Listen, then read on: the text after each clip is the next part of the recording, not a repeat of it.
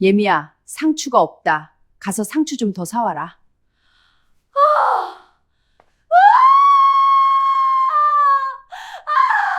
애미야, 상추가 없다.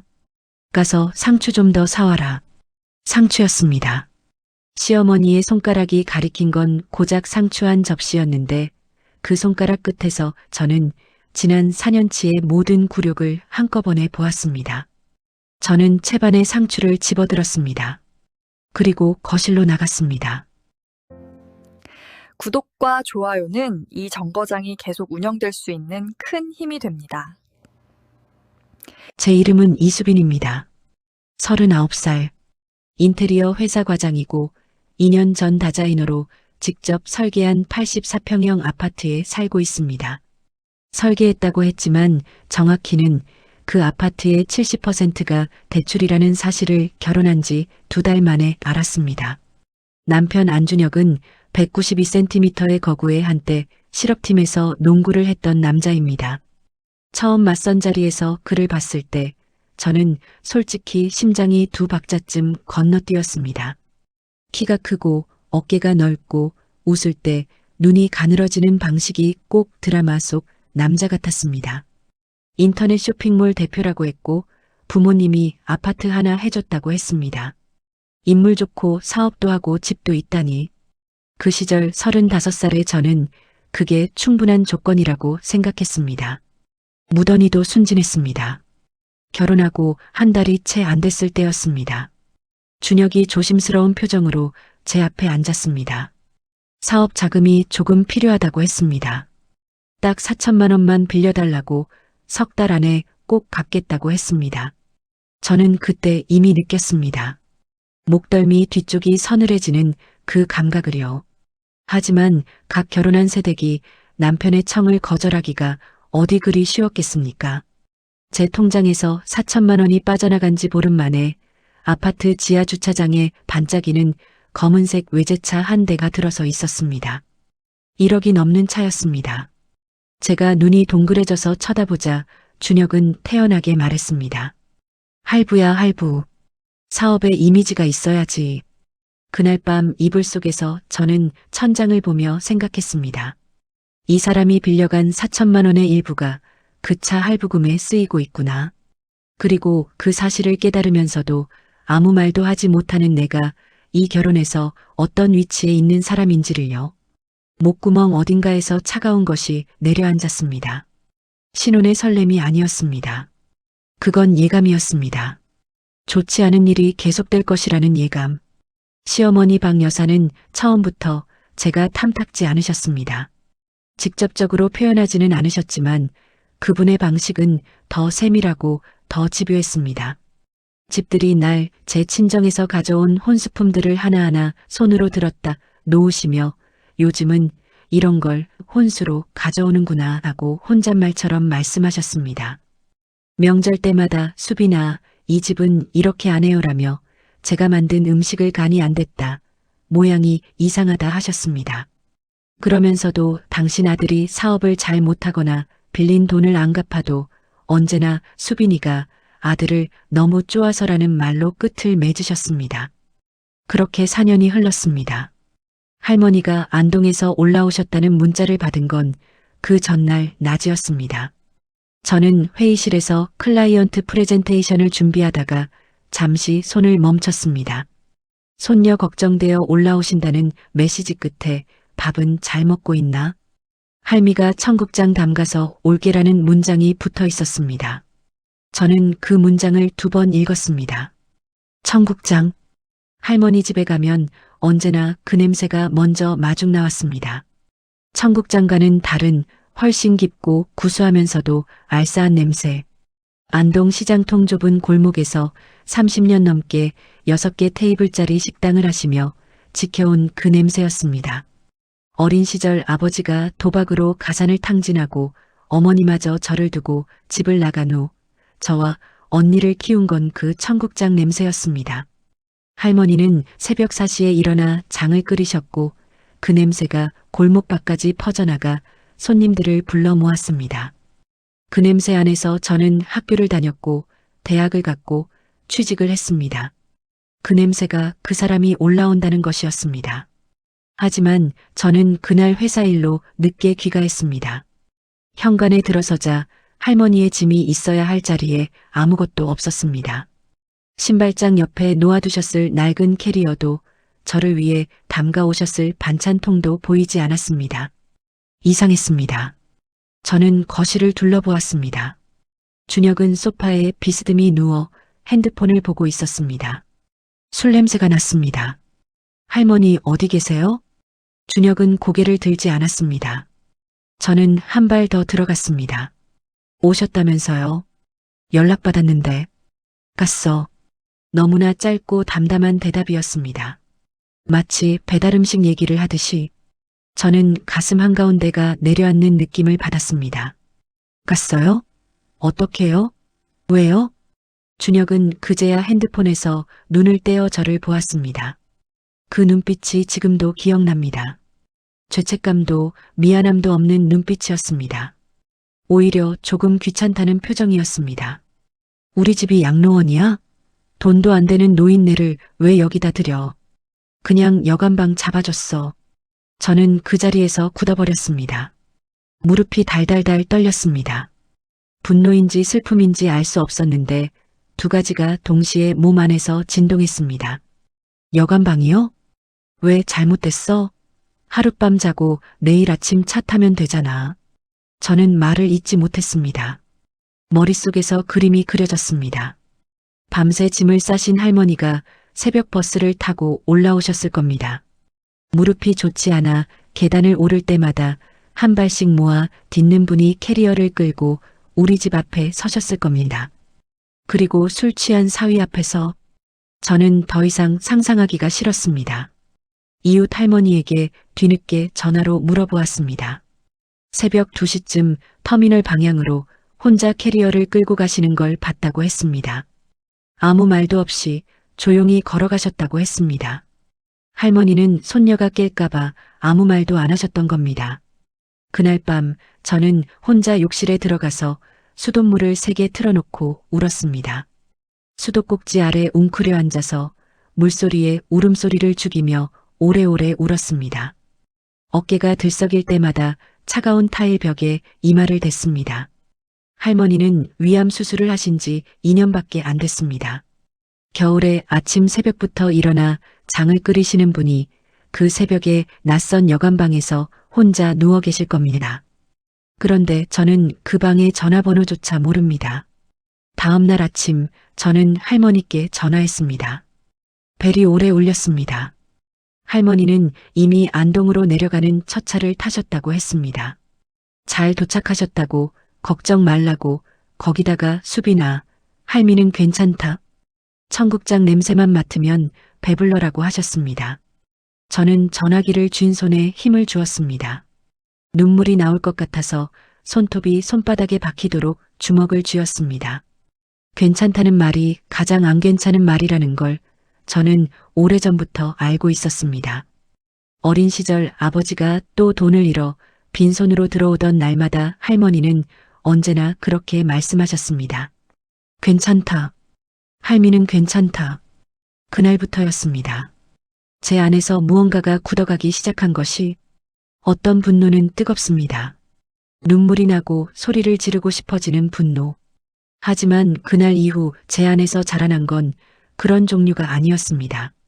그건 차갑고 조용하고 단단한 것이었습니다.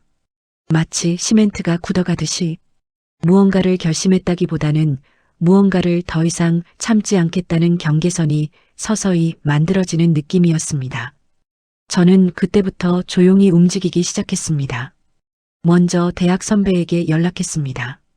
변호사 사무실을 하는 분이었는데 결혼 전부터 결혼하면 재산 관계는 분명히 해두는 게 좋다고 조언해 주셨던 분이었습니다. 저는 그동안 준혁에게 빌려준 돈의 내역을 하나하나 정리했습니다. 문자 내역, 이체 기록, 카카오톡 대화. 4천만 원 말고도 이런저런 명목으로 나간 돈이 훨씬 더 많았습니다. 저도 정확히 세어본 적이 없었는데 통장 내역을 펼쳐보니 숫자가 손이 떨릴 만큼 컸습니다. 그와 동시에 저는 할머니께 다시 연락했습니다. 할머니는 전화를 받자마자 목소리를 낮추셨습니다. 무슨 일 있냐고. 저는 솔직하게 말씀드렸습니다. 이혼을 생각하고 있다고. 잠시 침묵이 흘렀습니다. 그러고 나서 할머니가 말씀하셨습니다. 수빈아, 할미한테 통장 하나 있다. 손녀한테 주려고 모아둔 거. 저는 처음에 무슨 말씀인지 몰랐습니다. 할머니는 천천히 말씀하셨습니다. 안동시장에서 30년 넘게 식당을 하시며 아껴두신 돈이라고. 수빈이 결혼할 때 주려고 했는데 혼수 이야기가 나와서 괜히 갈등만 생길 것 같아서 못 드렸다고. 지금 필요하면 쓰라고. 얼마냐고 여쭤봤을 때 할머니는 잠시 뜸을 들이다가 대답하셨습니다. 1억. 저는 전화기를 쥔 채 오래도록 아무 말도 못했습니다. 6개 테이블짜리 식당. 새벽 4시에 불을 켜고 밤 11시에 불을 끄는 삶. 위암 수술을 받고도 쉬지 않으신 삶. 그 30년이 1억이었습니다. 그것이 제 몸속으로 들어오는 순간 저는 온몸이 뜨거워지다가 갑자기 차갑게 식는 것 같았습니다. 눈앞이 흐려졌습니다. 할머니, 이건 안 돼요. 이건 할머니 돈이에요. 야야, 내 자식이 귀하면 남의 자식도 귀한 법이야. 근데 수빈이 네가 내 자식이지 남의 자식이가. 써라. 그리고 그놈들한테 지지 마라. 알겠나? 저는 그날 이후 절대로 울지 않겠다고 결심했습니다. 최소한 이 싸움이 끝날 때까지는요. 변호사 선배와 상담을 마치고 집으로 돌아온 저녁이었습니다. 현관문을 열었을 때 고기 냄새가 코를 찔렀습니다. 거실에서 웃음소리가 들렸습니다. 시부모님이 와 계셨습니다. 박 여사와 시아버지가 식탁에 앉아 계셨고 준혁은 가스레인지 앞에서 삼겹살을 굽고 있었습니다. 마치 가족 파티 같은 광경이었습니다. 제가 들어서도 아무도 반기지 않았습니다. 준혁은 고기에서 눈을 떼지 않았습니다. 시아버지는 TV를 보고 계셨습니다. 박 여사만 고개를 돌렸는데 그 눈빛에는 인사가 없었습니다. 대신 그분의 시선은 제가 들고 있는 가방과 코트에 닿았다가 금세 다른 쪽으로 향했습니다. 저는 신발을 벗고 안으로 들어갔습니다. 가방을 소파 위에 놓으려는 순간이었습니다. 박 여사가 말씀하셨습니다. 애미야, 상추가 없다. 가서 상추 좀 더 사와라. 애미야. 4년 전 결혼한 날부터 그분은 저를 그렇게 부르셨습니다. 처음에는 그게 며느리를 부르는 방식인 줄 알았습니다. 나중에야 깨달았습니다. 그 호칭에는 이름이 없었습니다. 저는 이름이 없는 사람이었습니다. 어머님 아들의 아내, 어머님 아들을 섬겨야 하는 사람, 상추를 사와야 하는 사람. 저는 소파 위에 가방에 손을 얹은 채로 잠시 서 있었습니다. 어젯밤에 제가 없는 사이 준혁이 시부모님을 부른 것이었습니다. 할머니를 여관으로 쫓아낸 바로 다음 날 제시가 식구들은 제 집 거실에서 삼겹살을 구워 먹고 있었습니다. 그리고 지금 밖에서 들어온 저에게 첫 번째로 한 말이 상추를 사오라는 것이었습니다. 부엌으로 갔습니다. 씻어놓은 상추가 채반 위에 올려져 있었습니다. 채반을 집어들었습니다. 손이 떨리지 않았습니다. 이상했습니다. 이렇게 중요한 순간에 손이 떨리지 않았습니다. 오히려 더 선명해지는 것 같았습니다. 모든 것이 슬로 모션처럼 보였습니다. 거실로 나왔습니다. 상추를 손에 가득 쥐었습니다. 물기가 손바닥에 차갑게 닿았습니다. 거실 가운데 서서 저는 남편을 보았습니다. 그리고 온 힘을 다해 그 상추를 남편의 얼굴을 향해 던졌습니다. 바닥! 상추잎이 준혁의 얼굴에 들러붙었다 흘러내렸습니다. 물방울이 사방으로 튀었습니다. 시아버지가 낮게 어하는 소리를 냈습니다. 박 여사의 젓가락이 멈췄습니다. 준혁이 천천히 얼굴에서 상추를 떼어내며 저를 보았습니다. 저는 목소리가 떨리지 않도록 숨을 한번 들이켰습니다. 이 짐승만도 못한 놈아.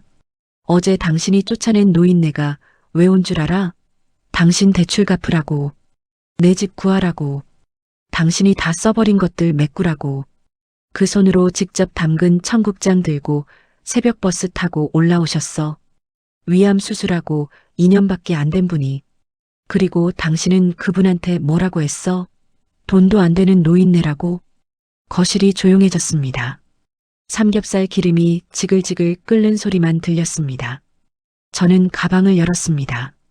변호사 사무실에서 받아온 서류 봉투와 함께 할머니가 어제 택배로 보내주신 통장을 꺼냈습니다. 거실 식탁 위에 던졌습니다. 1억이에요. 할머니 30년 장사돈. 그분이 당신한테 빌려준 내 돈 갚으라고 보내주셨어. 상추 사오라고요? 당신들 먹는 그 고기가 우리 할머니 피땀이야. 1억 수표 앞에서는 무릎이 아주 잘 굽혀지나 보네요. 박 여사가 통장을 집어들었습니다. 숫자를 확인하는 순간 그분의 손가락이 멈추었습니다. 준혁이 일어나 다가왔습니다. 통장을 들여다보더니 눈이 달라졌습니다. 아까까지와는 다른 눈빛이었습니다. 아, 잠깐만. 할머니가 1억이나 가져오셨으면 진작 말을 했어야지. 내가 그럼 여관을 예약했겠어? 특급 호텔을 잡았지. 저는 그 말을 들으며 생각했습니다. 이 사람이 진심으로 그렇게 생각하고 있구나. 부끄럽지 않구나. 부끄럽지 않은 사람에게는 수치심을 주어봤자 소용없다는 걸 저는 그 순간 깨달았습니다. 박 여사도 이제 일어서셨습니다. 목소리가 달라져 있었습니다. 우리 며느님, 할머니 어디 계시니? 내가 직접 가서 모셔올게. 어르신을 우리가 너무 소홀히 한 것 같아서 마음이 안 좋았어. 우리 며느님. 4년 만에 처음 듣는 호칭이었습니다. 이름이 생겼습니다. 돈 앞에서는 이름이 생기는 법이었습니다. 저는 서류 봉투를 들었습니다. 그 안에서 종이를 꺼내 식탁 위에 올려놓았습니다. 이혼 서류예요. 서명해요. 침묵이 흘렀습니다. 박 여사의 얼굴이 굳었습니다. 준혁이 서류를 집어들었다가 내려놓았습니다. 야야, 이게 무슨 소리야? 부부 사이에 어쩌다 이런 일이. 어쩌다요? 제가 지금 설명드려야 해요? 결혼 후 빌려간 돈 이자에 원금, 대출 70% 짜고 해준 아파트, 명절마다 하신 말씀들, 그리고 어제 있었던 일, 다 설명드릴까요? 박 여사가 준혁의 팔을 잡았습니다. 무언가 눈짓을 주고받는 것 같았습니다. 그분은 저쪽으로 돌아서서 말씀하셨습니다. 수빈아, 우리가 잘못한 게 있으면 사과할게. 앞으로 잘하면 되잖아. 이혼이 뭐야, 이혼이. 할머니 통장도 있고 우리가 잘 해결할 수 있어. 1억이 나오자마자 이혼을 말리는 목소리가 달라졌습니다. 저는 그 목소리를 들으며 아무것도 느끼지 못했습니다. 분노도 서글픔도 아니었습니다. 다만 한 가지, 이미 결정이 끝났다는 확신만 있었습니다. 통장은 가져가세요.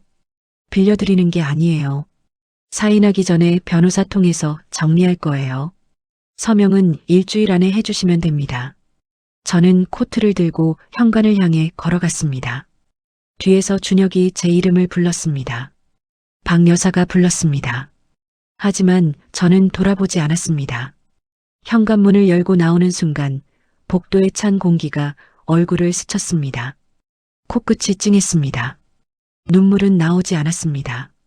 이상하게도 눈물이 나오지 않았습니다. 이혼 소송은 생각보다 길었고 생각보다 지저분했습니다. 준혁 측에서는 처음에 서명을 거부했습니다.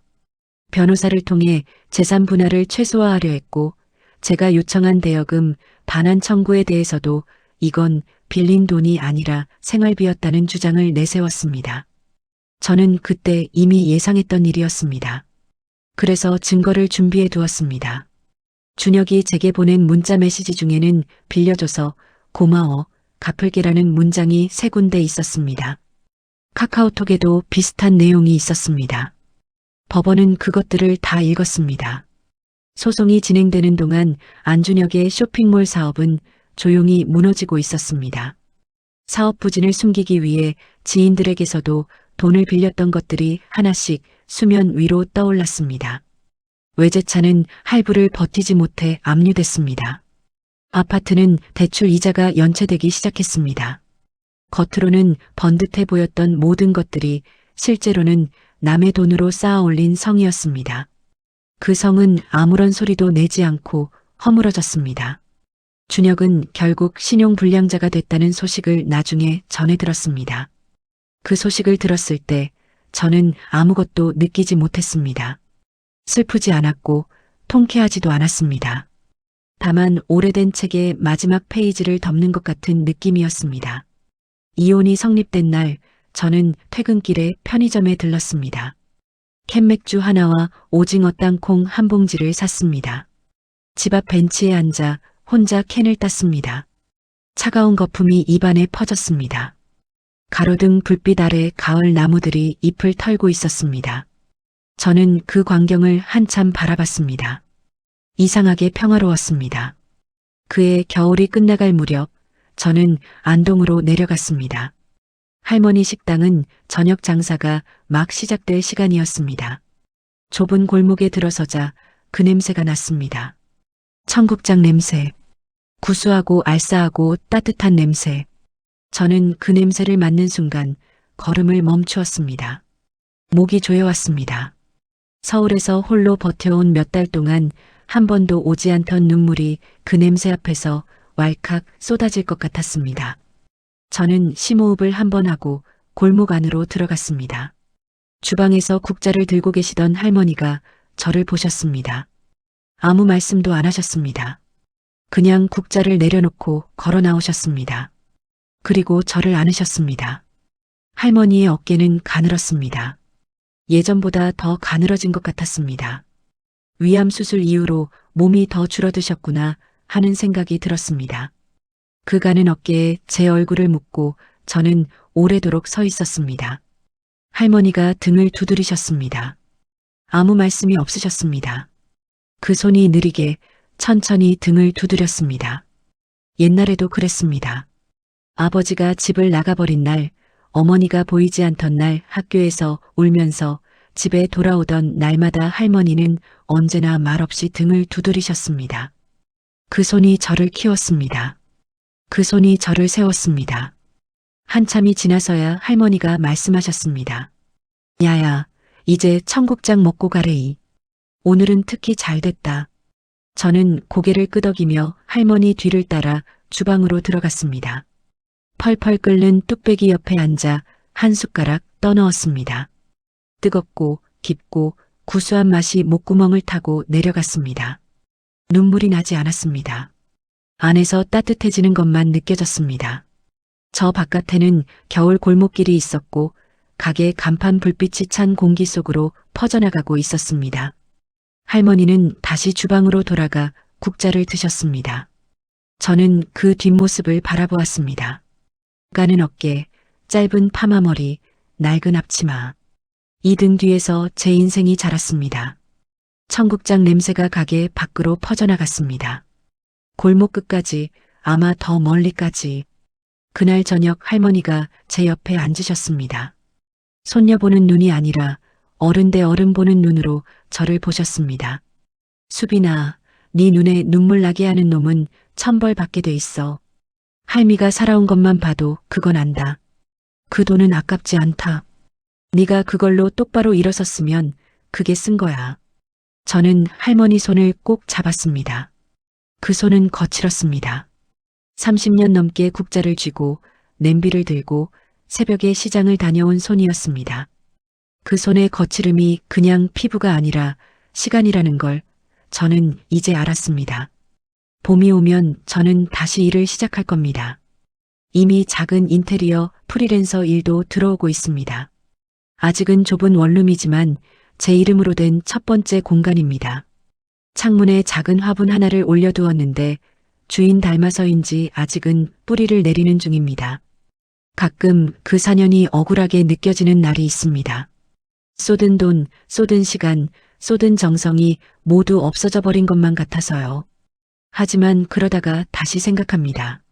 할머니가 30년 동안 청국장을 끓인 것이 결국 1억이 되었듯이 제가 그 4년 동안 버텨낸 것도 언젠가는 무언가가 될 것이라고.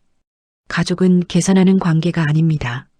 하지만 그것이 진실이 되려면 계산만 하는 사람들로부터 스스로를 지켜낼 힘이 먼저 있어야 합니다.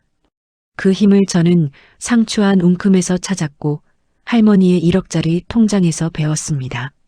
청국장 냄새가 그리운 날이면 저는 안동으로 내려갑니다. 할머니는 언제나 막 끓인 뚝배기를 상에 올려주십니다. 우리는 오래도록 밥을 먹습니다. 말이 별로 없어도 됩니다. 그 냄새 안에 있는 것만으로도 충분합니다. 끝까지 손을 놓지 않는 것. 그게 진짜 가족입니다.